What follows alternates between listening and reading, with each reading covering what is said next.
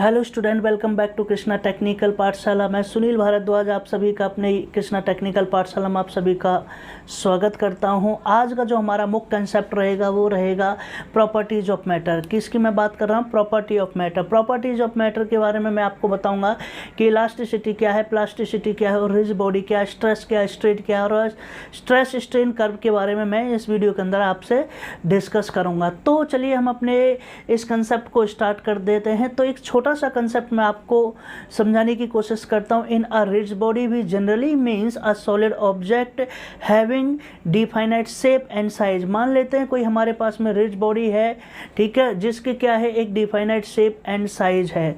In reality अगर हम उसको रियलिटी में देखते हैं, in reality the solid object are not perfectly rigid. जो हमारे पास में जितने भी सॉलिड ऑब्जेक्ट वो परफेक्टली रिजिड नहीं है। They can be stress, compress and bent. हम उसको क्या कर सकते हैं? स्ट्रेस मीन्स खींच सकते हैं, कंप्रेस मीन्स दबा सकते हैं एंड बेंट मीन्स क्या कर सकते हैं? मोड़ सकते हैं। तो मैं ये कहना चाहूँ, an external force apply on a body then the body may get deform. जैसे हम किसी बॉडी पर एक्सटर्नल फोर्स अप्लाई करेंगे तो बॉडी की शेप एंड हमारे पास में उसके वॉल्यूम में क्या आएगा? कोई ना कोई चेंज जरूर आएगा। After removing the deforming force, जैसे हम उस डिफॉर्मिंग फोर्स को क्या कर लेंगे?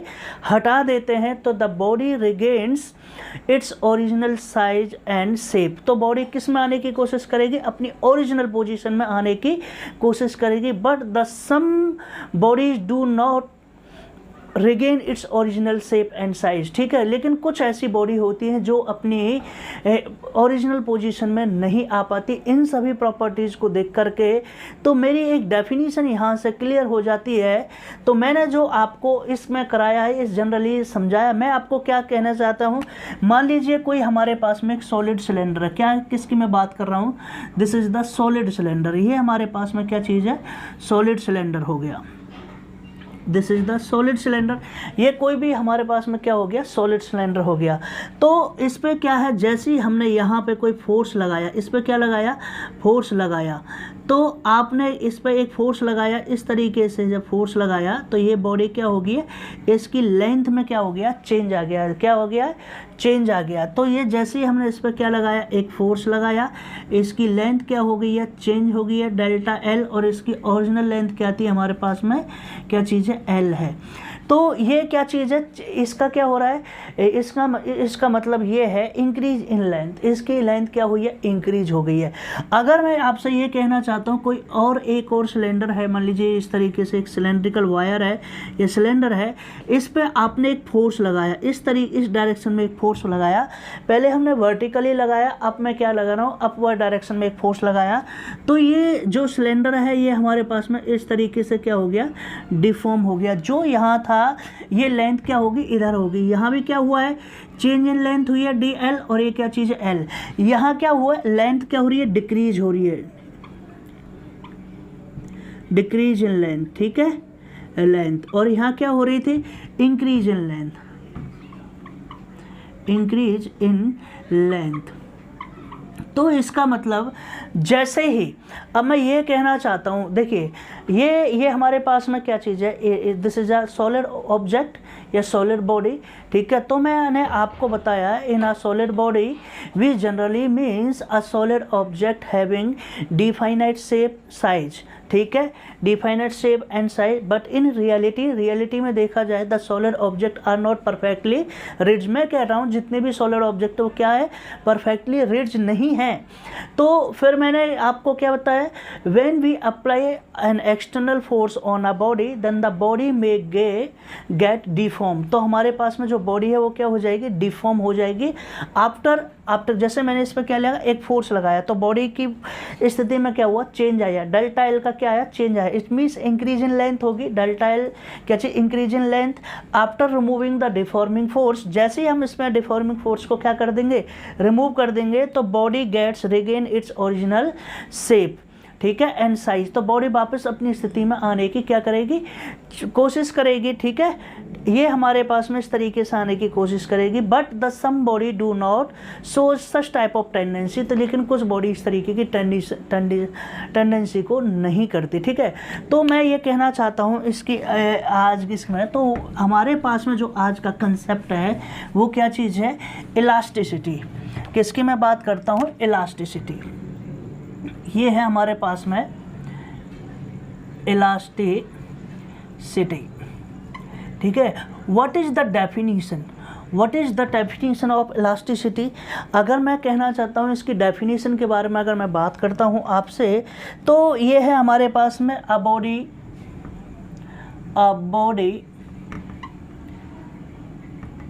tends to regain its original shape and size position, ठीक है। A body tends to regain its original shape, size and position after removal of deforming force.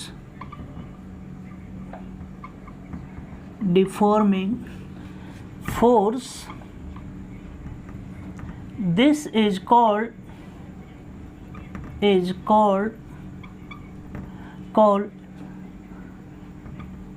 elastic body, and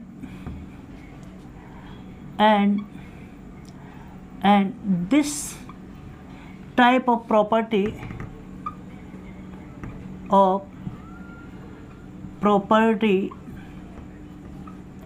is known as elasticity.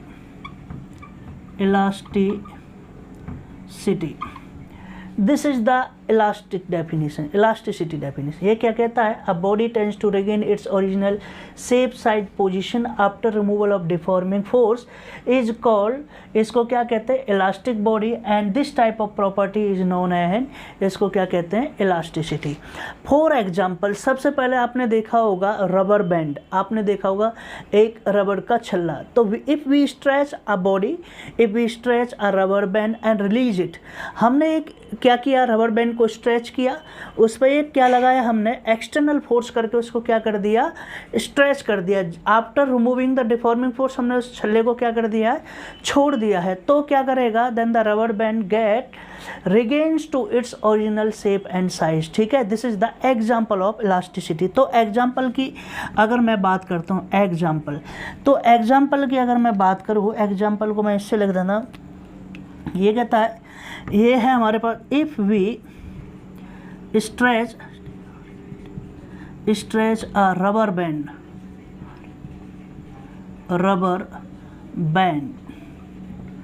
if we stretch a rubber band and release it, मैं क्या कहता है, if we stretch a rubber band and release it, then the rubber band gets to regain its original position, तो वो कहाँ जाएगा, original position पे आ जाएगा। इसका मतलब this is the example of किसकी है, इलास्टिसिटी। तो ये हमारे पास में इस तरीके से मैंने बात कर दिया। अब मैं आपको कुछ नोट लिखवा रहा हूँ, नोट NOTE, नोट आप लिखिए। Note number 1 is very interesting. Note number 1 क्या कहता है, the elasticity of the body, the elasticity of the body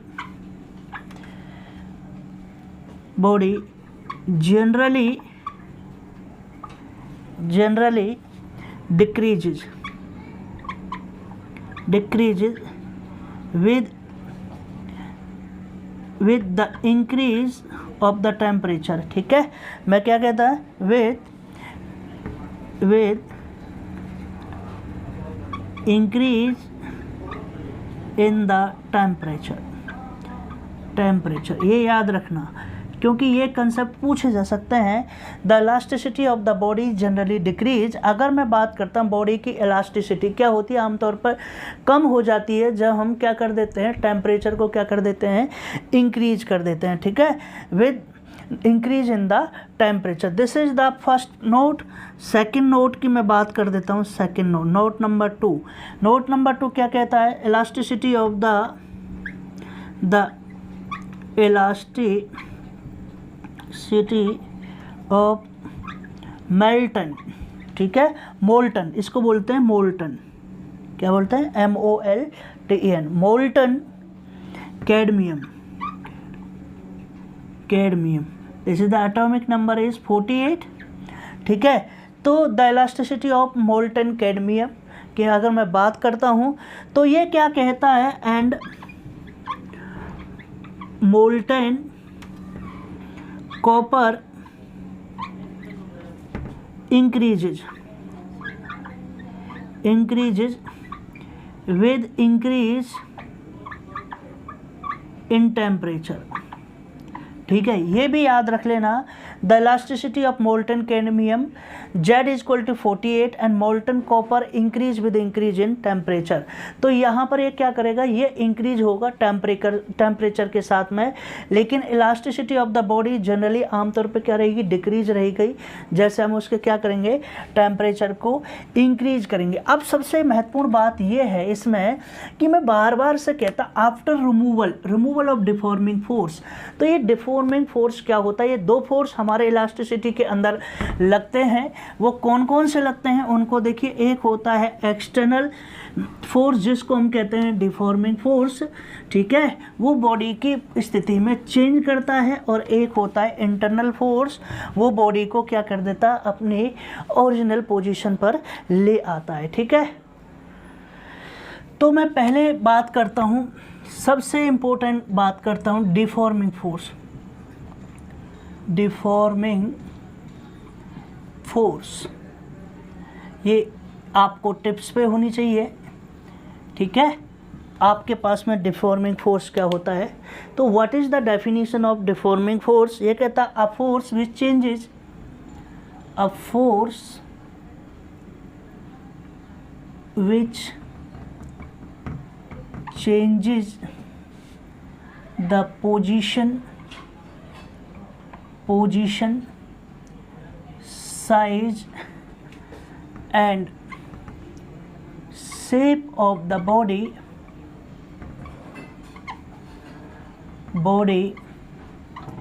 is called deforming force.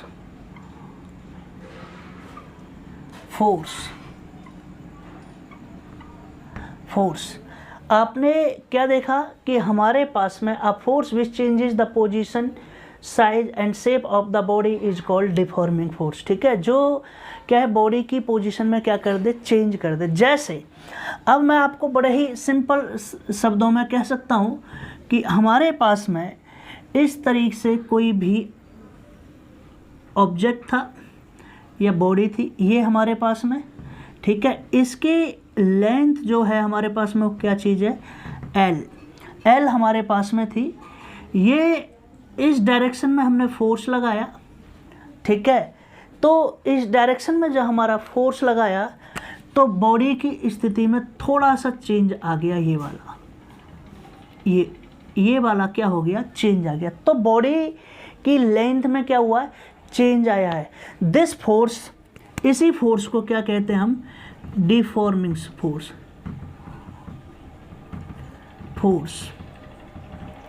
और इसको कह देते हैं एक्सटर्नल फोर्स,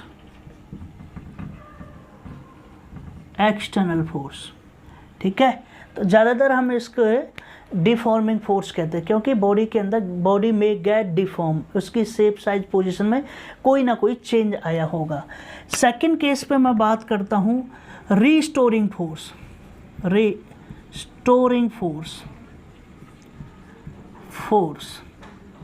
ठीक है, this is the restoring force. ये भी एक तरीके का क्या चीज़ है हमारे पास में, रीस्टोरिंग फोर्स है। और ये क्या लगता है हमेशा, restoring force and deforming force are opposite in direction. ठीक है, क्या रहेंगे ये दोनों ही, क्या रहेंगे, अपोजिट इन डायरेक्शन रहेंगे। तो ये क्या कहता है, ये कहता है force is said to be restoring force if it brings the object back to its original shape,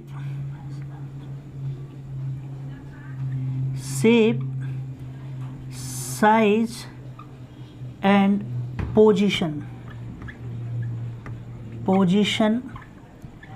after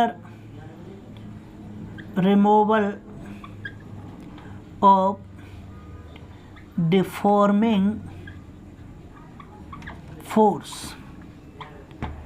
समझ जाना, जैसे ही हम डिफॉर्मिंग फोर्स को रिमूव करेंगे the body backs to original position.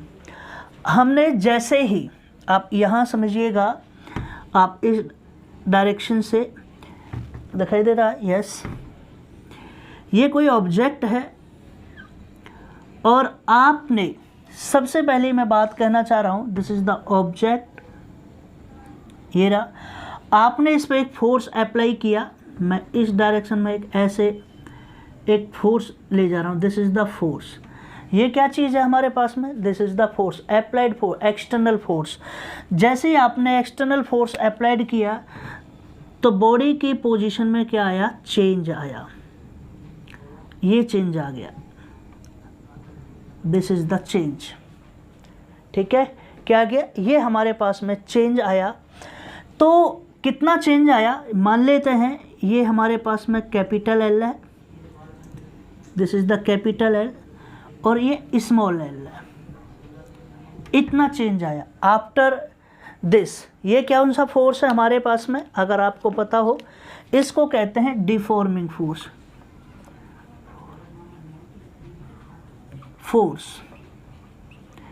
तो बेटा after removal of deforming force, जैसे ही आप इस फोर्स को रिमूव करोगे, जिस बॉडी की पोजीशन ये थी, इस पोजीशन में चेंज आया, तो ये रिगेन्स इट्स, तो इसके करस्पॉन्डिंग एक और हमारे पास में फोर्स लगेगा इस डायरेक्शन में, इसको मैं कह देता हूँ स्मॉल एफ। क्या कह देता हूँ, स्मॉल एफ। ठीक है, this is the small F. Small F is the restoring force. क्या कह देंगे हम इसको, small F is the restoring force. ये क्या करेगा, ये करेगा the object back to its original shape, size and volume. ठीक है, या position after removing the deform, ये इसको क्या करेगा, वापस लाने की क्या करेगा, कोशिश करेगा। अब मैं क्या कहना चाहता हूँ, इससे एक बहुत ही इम्पोर्टेंट क्वेश्चन निकल के आया है। क्या निकल के आया है, इस चीज़ को देखिए कि हमारे पास में क्या चीज़ है, डिफॉर्मिंग फोर्स और restoring force are opposite in direction. ठीक है, ये क्या रहेगा हमारे पास में, अपोजिट इन डायरेक्शन रहेंगे। तो ये नोट के अंदर लिखते हैं हम, इस तरीके से चीज़ों को देखिए। ठीक है, और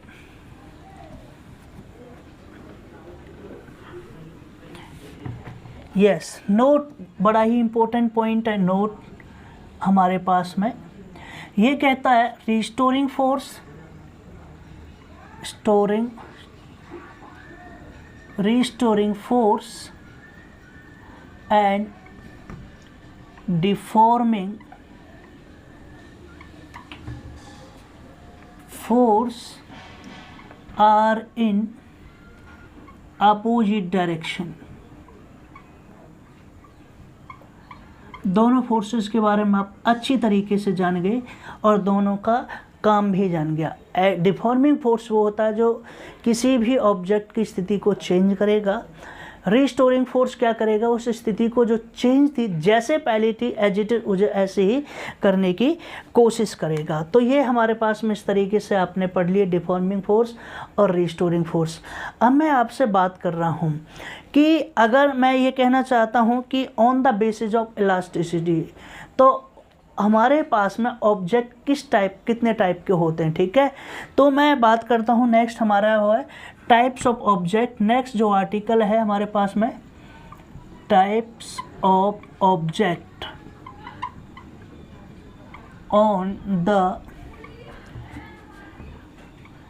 बेसिस ऑफ इलास्टिसिटी।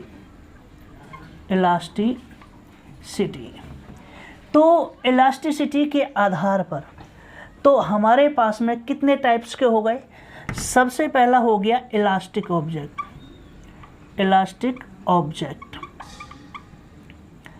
दूसरा हो गया हमारे पास में plastic object.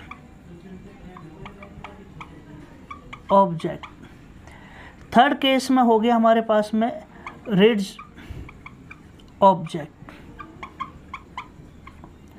Elastic body, plastic body और रिड्ज बॉडी, आप बॉडी भी कह सकते हो, बॉडी, ठीक है। आपके ऊपर है आपको किस तरीके से समझना है।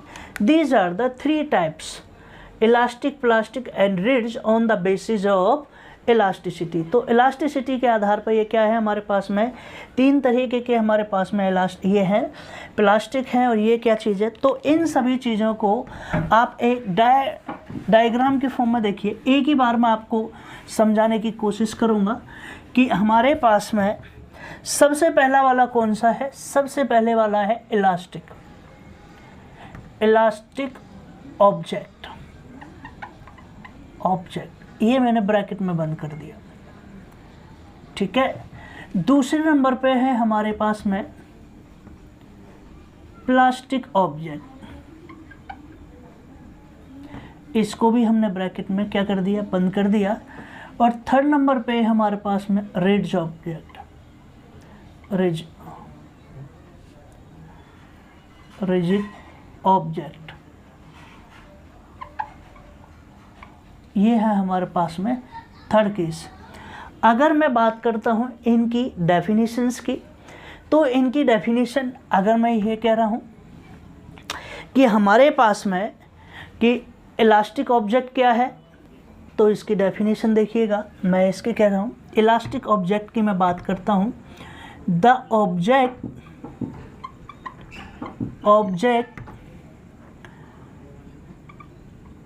tends to regain its original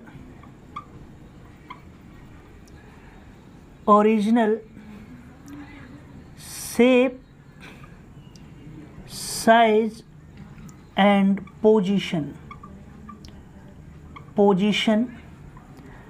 after removal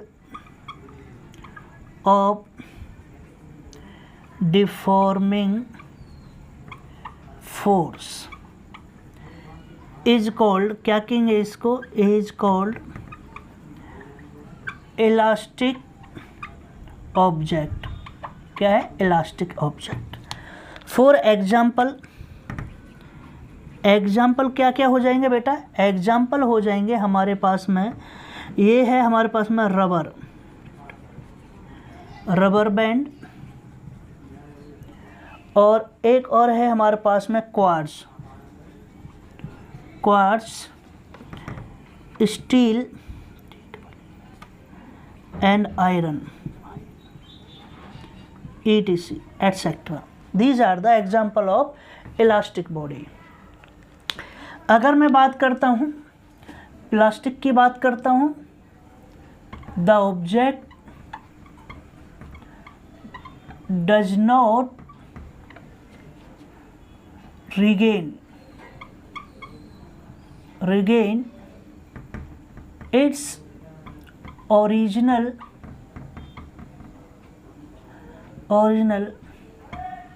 shape, size and position of the object after removal of deforming force is called, क्या कहेंगे इसको हम, प्लास्टिक ऑब्जेक्ट। एग्जाम्पल की अगर मैं बात करता हूँ बेटा, एग्जाम्पल तो आपने इसका एग्जाम्पल है पॉलीथीन, वैक्स एक्सेट्रा। लास्ट मेरा रह गया है, ये क्या कहता है, the object does not gate reform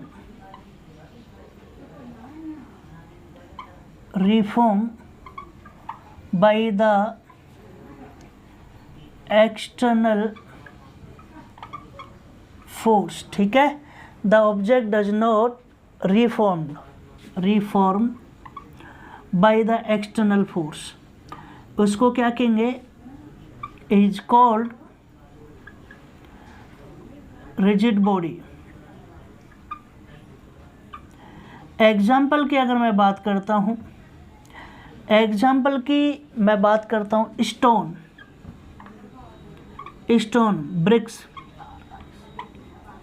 BRICS etcetera. बहुत सारे एग्जाम्पल हैं हमारे पास में, ब्रिक्स, ईंट हो गई है, पत्थर हो गए।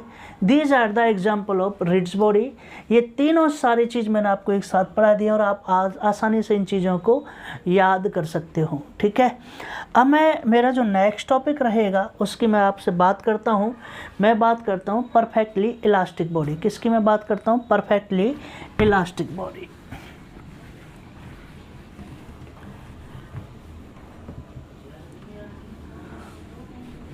ठीक है, तो परफेक्टली इलास्टिक बॉडी अगर मैं बात करूं तो परफेक्टली इलास्टिक बॉडी क्या रहेंगी, perfectly elastic body are those body in which क्या रहेगा, the body tends to regain its original shape and size, ठीक है, completely and immediately after removal of deforming force is called perfectly elastic body. These are the example of rubber band हो गया, ठीक है।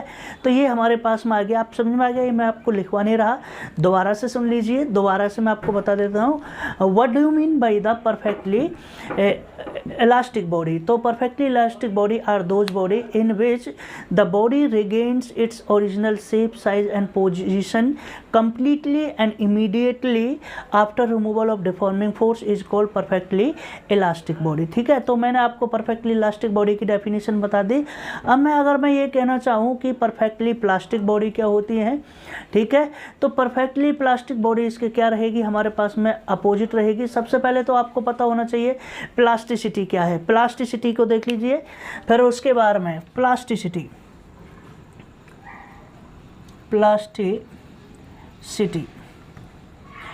बिल्कुल elasticity की opposite है।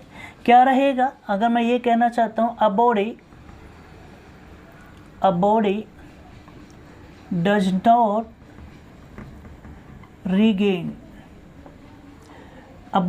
Not regain its shape, a body does not regain its original shape, size and position, ठीक है, after removal of deforming force is called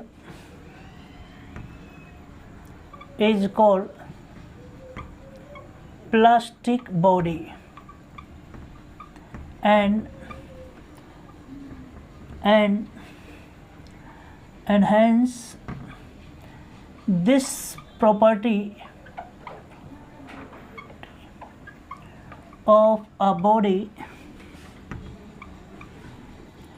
is called, क्या कहेंगे इसको, प्लास्टिसिटी। समझ में आ गया? This is the definition of plasticity. अब मैं बात करता हूँ perfectly plasticity body, perfectly plasticity, perfectly plasticity body. ठीक है, अगर मैं बात कर रहा हूँ परफेक्टली प्लास्टिसिटी बॉडी, बिल्कुल सेम है। A body which do not show, ठीक है, सच टाइप ऑफ टेंडेंसी। कौन सी टेंडेंसी? ये वाली tendency. A body which does not regains it's, ठीक है, original shape, size and position after removal of deforming force is called perfectly plastic body.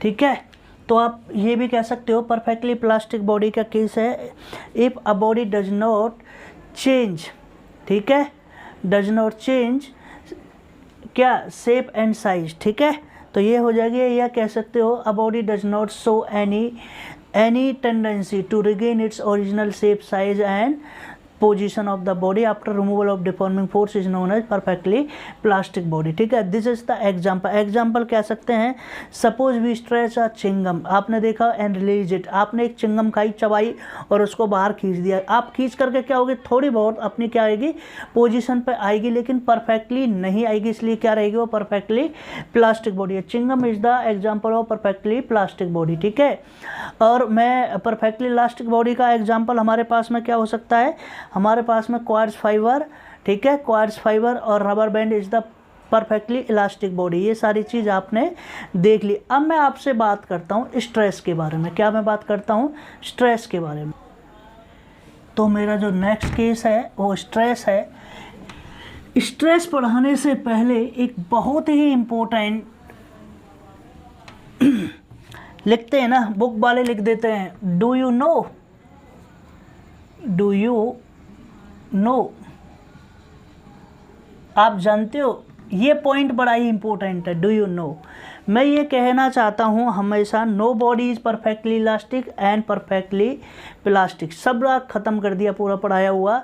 No body perfectly elastic and perfectly plastic, ठीक है। All the bodies are lies between these two limits. हमारे पास में दो limit हैं, एक तो या इलास्टिक है या प्लास्टिक है, ठीक है। All the bodies are lies between these two limits. अगर मैं ये कहना चाहता हूँ, क्या मैं कहना चाहता हूँ कि elastic body, the elastic behaviour क्या हो रहा है, डिक्रीजेस, ठीक है, इन आवर डेली लाइफ की मैं बात करता हूँ। तो इलास्टिक बिहेवियर क्या हो रहा है, डिक्रीज कर रहा है। क्या कर रहा है, डिक्रीज। और प्लास्टिक बिहेवियर और बिहेवियर क्या कर रहा है, इंक्रीजेस। ये चीज़ आपको बिल्कुल पता हो जानी चाहिए। Elastic behaviour decreasing in daily life and plastic behaviour is increase. This is the point जिसको मैं कहना चाह रहा था। कोई भी बॉडी ना तो इलास्टिक है ना ही प्लास्टिक है। अब मैं बात करना चाहता हूँ स्ट्रेस की। किसकी मैं बात करना चाहता हूँ, स्ट्रेस।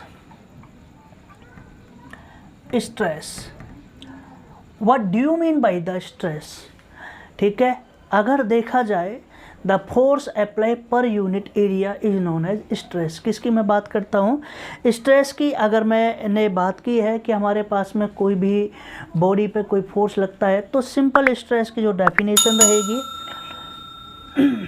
हमारे पास में क्या रहेगा, स्ट्रेस। तो यह है stress of a body is defined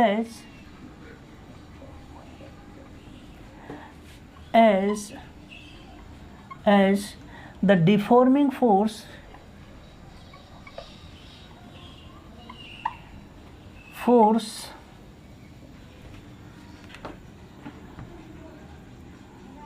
applied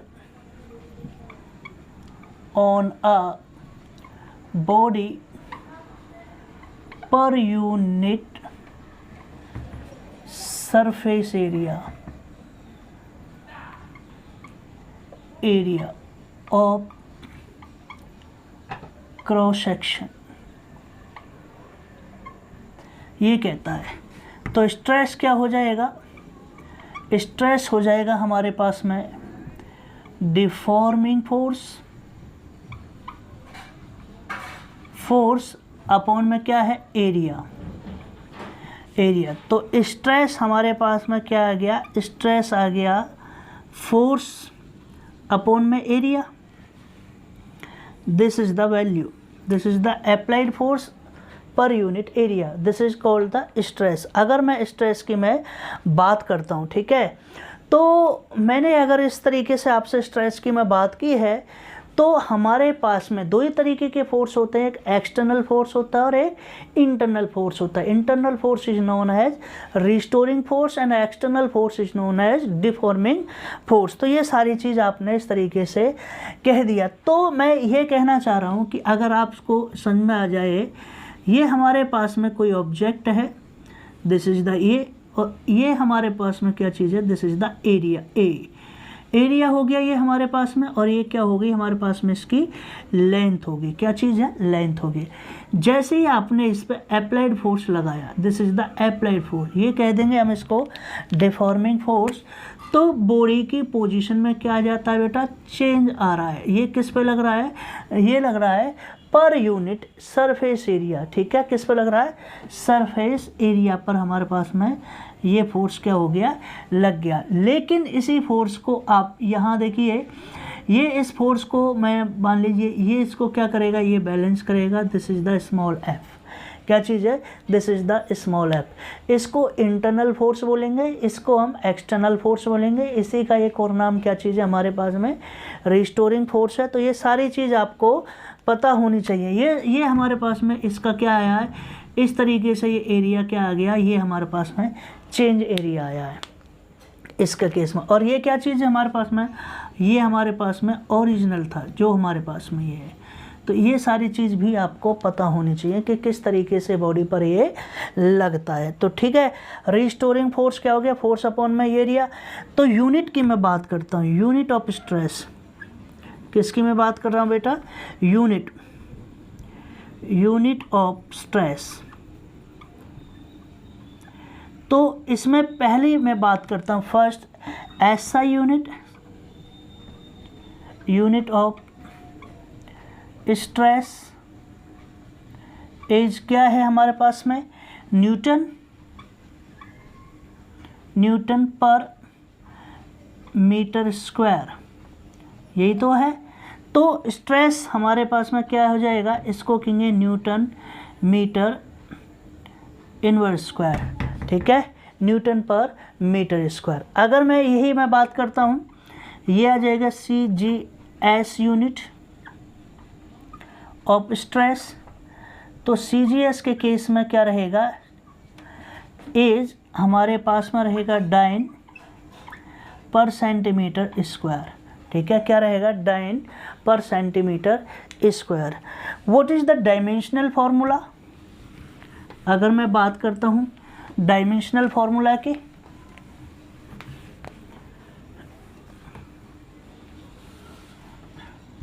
तो स्ट्रेस था हमारे पास में, स्ट्रेस क्या था, फोर्स अपॉन में एरिया। ये चीज़ याद रखो, इसलिए मैंने यहाँ लिख दी है। मैं बात कर रहा था डायमेंशनल फार्मूला।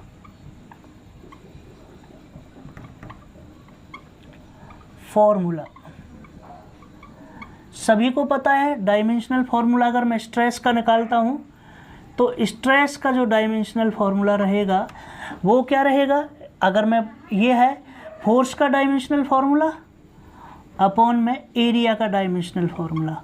फोर्स का डायमेंशनल फोर्स क्या रहता है, MLT-2, हमारे पास में क्या रहता है, MLT-2 अपॉन में एरिया का क्या रहेगा, L स्क्वायर। तो डायमेंशनल फार्मूला इसका क्या आ जाएगा, ML inverse T-2। This is the dimensional formula of force. आपको पता है फोर्स क्या रहता है, फोर्स होता है ma, और अगर इस तरीके से लिखिए थोड़ा सा F ma, तो m क्या चीज़ है, मास, और a क्या चीज़ है, एक्सेलरेशन।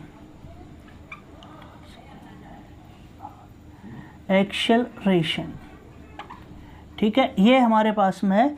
तो मास को हमेशा m से लिखते हैं, और एक्सेलरेशन क्या होता है, एक्सेलरेशन होता है मीटर पर सेकंड स्क्वायर। तो यहाँ से जो फोर्स का डायमेंशनल फॉर्मूला बनेगा वो बनेगा m, तो इसका आ गया मास का, और ये आ गया L T-2। ये रहा L, इसको मीटर में है, इसको L से रिप्रेजेंट करते हैं, और T-2, तो L T-2 एक्सेलरेशन का आ गया, तो ML T-2। ये मैंने यहाँ इस तरीके से इसको यूज किया है। तो ये यहाँ तक आज तरीके से आपने देख लिया कि स्ट्रेस क्या है। और हमारे पास में अब मैं बात करता हूँ टाइप्स ऑफ स्ट्रेस की। अब इसके टाइप्स देखिए स्ट्रेस के, लेकिन एक और यूनिट है आपके ऑप्शन टाइप में पूछा जा सकता है। देखिए अभी मैंने स्ट्रेस को निकाला था, स्ट्रेस था फोर्स अपॉन में एरिया, इसको कहते हैं प्रेशर। ठीक है, और इसको डिनोट कर देते हैं P से, और इसकी यूनिट होती है पास्कल। ठीक है, the another unit of stress is pascal. तो ये भी चीज़ हमारे पास में याद रखना। ठीक है, तो ये सारी चीज़ आपने याद रखी। अब मैं बात करता हूँ स्ट्रेस को। क्या है स्ट्रेस? बेटा स्ट्रेस आपका दो टाइप्स का होता है। There are 2 types of stress. Number 1 है हमारे पास में नॉर्मल स्ट्रेस। क्या है हमारे पास में? Normal stress. ये रहा नॉर्मल स्ट्रेस। दूसरा है हमारे पास में टेंजेंशियल स्ट्रेस। क्या चीज़ है? Tangential stress. There are 2 types of stress. This is the 1, this is the 2. यहाँ तक समझ में आ गया। अब मैं ये कहना चाह रहा हूँ कि normal stress is defined as, क्या कहता है? ये कहता है the deforming force is perpendicular to the area of cross section. ठीक है, इसकी अगर मैं डेफिनेशन कहूँ कि normal stress is defined as the deforming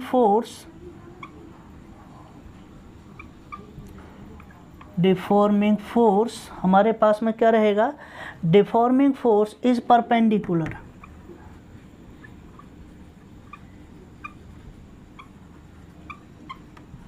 to the surface area of cross section. This is the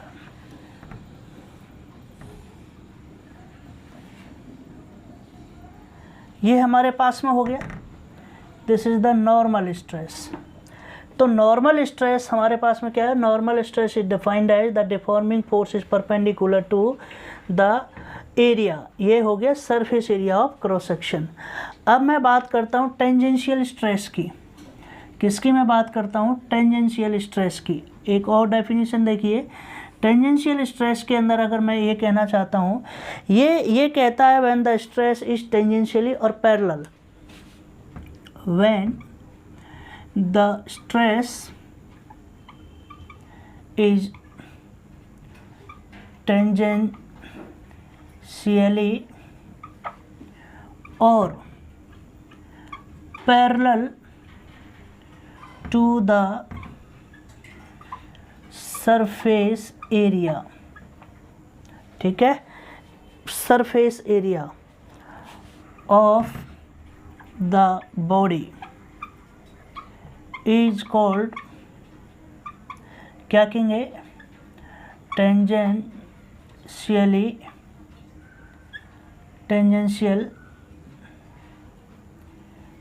stress. Tangential stress. किस तरीके से, इसका डायग्राम देखिए, मैं इसका डायग्राम आपको पास बना देता हूँ। ये हमारे पास में कोई ऑब्जेक्ट है, दिस इज़ द ऑब्जेक्ट, और ये हमारे पास में क्या चीज़ है, ये हमारे पास में इस तरीके से this is the surface area. ये क्या चीज़ है, सरफेस एरिया, सरफेस है।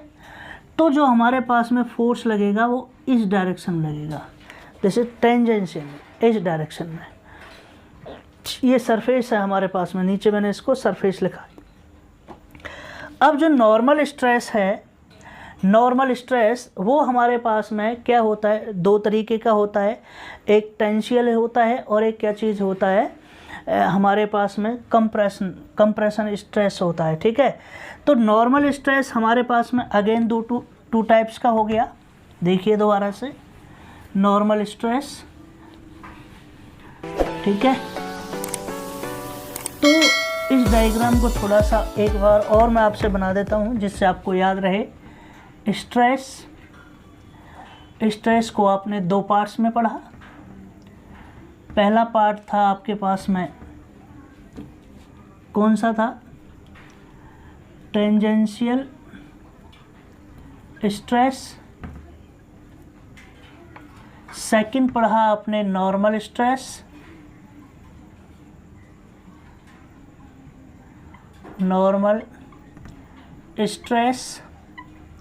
Normal stress are further divided into two category here.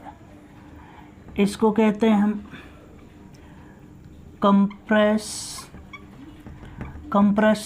Compression stress, और दूसरा है हमारे पास में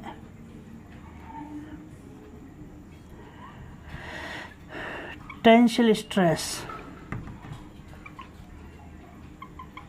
these are the two types. हमारे पास में क्या है, टेंशियल स्ट्रेस। अब मैं आपसे इसी के बारे में बात करूं, this is the tangential stress is a type of stress. Tangential stress is a type of normal stress which can increase in length of the object. ठीक है, ऑब्जेक्ट ये क्या करेगा, ऑब्जेक्ट की लेंथ में क्या करेगा, इंक्रीज कर देगा। और अगर मैं इसकी डेफिनेशन की मैं बात करता हूँ तो compression stress is a type of normal stress. Normal stress which can decrease the length of the object। क्या रहेगा, which can object। ठीक है, ये हमारे पास में केस हो गए। इस तरीके से दोनों डेफिनेशन मैंने आपके सामने लिख दी कि इसमें लेंथ क्या होगी, डिक्रीज होगी, इसमें क्या होगी, इंक्रीज करेगी। अब आप इसका एक देखिए, दोनों से आपको मैं बता देता हूँ कि किस तरीके से काम रहेंगे। आप यहाँ देखिए थोड़ा सा कि मान लेते हैं ये हमारे पास में कोई ऑब्जेक्ट है, ठीक है, इस तरीके से कोई ऐसे ही बनाते हैं, दिस इज द ऑब्जेक्ट, ये हमारे पास में new object, this is the, ये कोई हमने ले लिया है। ठीक है, अब आपने क्या काम किया, दिस इज द पॉइंट, आपने क्या किया, इस डायरेक्शन में आपने एक फोर्स लगा दिया। क्या लगा दिया, फोर्स, जो कि मैं आपको कई बार कह रहा हूँ। तो इस तरीके से इसकी लेंथ में क्या हो गया, इंक्रीज हो गई, इंक्रीज। ठीक है, तो हमारे पास में यहाँ से यहाँ तक की लेंथ क्या चीज़ है, कैपिटल एल, कैपिटल लेंथ, और यहाँ से यहाँ तक की जो लेंथ है वो है del L, del L, del L is increase in length. ठीक है, तो हमारे पास में इस तरीके से आपने क्या काम किया है, यहाँ पर ये हमारा लगा हुआ है, तो आपने देखा कि इस तरीके से ये हमारे पास में एक अपना एक बॉडी थी, जैसे ही हमने उस पर डिफॉर्मिंग फोर्स लगाया तो बॉडी की स्थिति में क्या हो गया, उसकी लेंथ क्या हो गई है, चेंज हो गई है। ये इस तरीके से बॉडी की क्या हो रही है, लेंथ चेंज हो रही है। और इस तरीके के स्ट्रेस को क्या कहते हैं, हम कहते हैं टेंशियल स्ट्रेस। ठीक है, ये हमने कह दिया। दूसरा केस हमारे पास में देखिएगा, ये कोई हमारे पास में कोई बॉडी है, इस तरीके से हमारे पास में कोई बॉडी थी, इस पे बाहर से हमने क्या लगाया, एक इंटरनली क्या लगा दिया, एक फोर्स लगा दिया इस डायरेक्शन में, तो ये बॉडी क्या हो गई है, कंप्रेस हो गई है। बॉडी क्या हो गई है, कंप्रेस हो गई है। ये वाली क्या हो गई है, कंप्रेस हो गई है। ये इंटरनली हमारे पास में क्या लगा है, फोर्स लगाई है। पहले जो हमारे पास में जो वैल्यू थी इसकी, the total length, this is the total length L, L क्या चीज़ है हमारे पास में, टोटल लेंथ, ये हमारे पास में लेंथ है। तो ये जो लेंथ है हमारे पास में यहाँ तक, ये आ जाएगी del L, this is the increasing length, क्या चीज़ है हमारे पास में, डेल एल। अगर मैं इस लेंथ को निकालता हूँ तो एल माइनस डेल्टा एल, ये हमारे पास में आ जाएगी। तो इसका मतलब डिक्रीज इन लेंथ, यहाँ पे क्या हुआ, लेंथ का क्या हो रहा है, डिक्रीज हो रहा है। तो फोर्स जैसे ही इस डायरेक्शन में लग रहा है तो ये हमारे पास में ये बॉडी जो है हमारे पास में, ये क्या हुई है, कंप्रेस हुई है। क्या हुई है, कंप्रेस हुई है ये बॉडी, ये बॉडी। ठीक है, इंटरनली क्या हुई है, कंप्रेस हुई है। तो इसको कहते हैं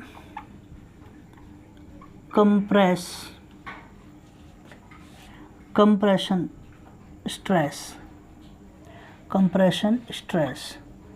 तो इस तरीके से ये हमने आज आपको बताया। ठीक है, तो ये दोनों तरीके से मैंने आपको बताया। आज के जो टॉपिक हैं हमारे पास में, आज जो मैंने आपको पढ़ाया, सबसे पहले मैंने रिड्ज के बारे में बताया कि रिड्ज की इंट्रोडक्शन की, रिड्ज के बारे में बताया। फिर मैंने इलास्टिसिटी के बारे में बताया। ठीक है, उसके बाद में मैंने इलास्टिसिटी के बेस पे इलास्टिक ऑब्जेक्ट बताया, प्लास्टिक ऑब्जेक्ट बताया और रिड्ज ऑब्जेक्ट। प्लास्टिसिटी का केस बताया, प्लास्टिसिटी, और उसके बाद में मैंने आपको स्ट्रेस के बारे में पढ़ाया। आज की जो हमारे कंसेप्ट थे, these are the concept contain in this video. तो ये सारे चीज़ हैं, आप इनको अच्छी से पढ़िए। अब हम अपने नेक्स्ट वीडियो के अंदर लेकर आएंगे स्ट्रेन क्या है, टाइप्स ऑफ स्ट्रेन क्या है, मॉडुलस ऑफ इलास्टिसिटी क्या है, हुक्स लॉ क्या है, और स्ट्रेस स्ट्रेन कर्व क्या है।